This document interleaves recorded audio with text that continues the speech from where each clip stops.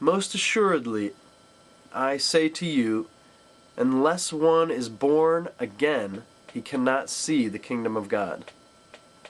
So, we've got this phrase, born again, okay?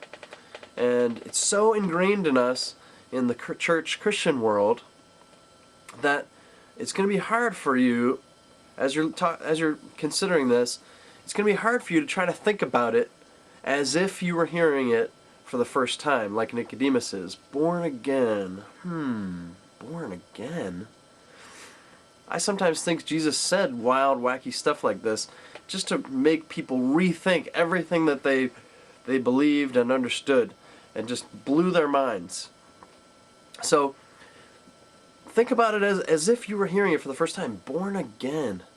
You know, was Jesus trying to get him to envision something? Was Nicodemus trying to envision something that would look sort of like this? Kind of like an adult being reborn, almost like a newborn foal?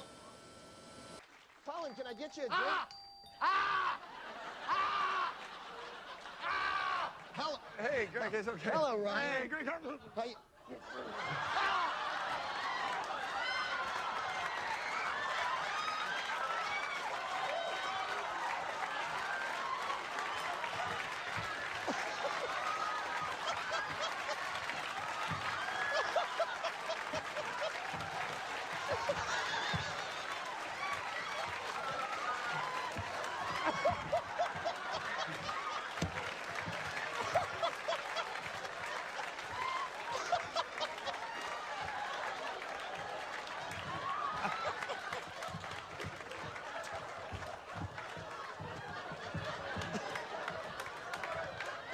I guess a game of Twister's out of the question at this point. Colin, Ryan, have you met Colin? He's a trapeze artist. He's a high wire act in the circus. He thinks he's in the circus. He's a very unsuccessful circus. That's right. Is what he is. Acts of the Pro circus performance. And who wants their bottle? Who wants their bottle? Who was just born and is a bizarre dog-like creature? A fall. A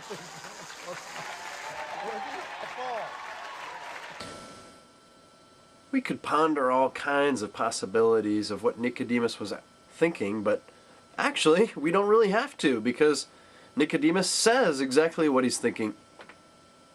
In verse 4, Nicodemus said to him, "How can a man be born again when he's old?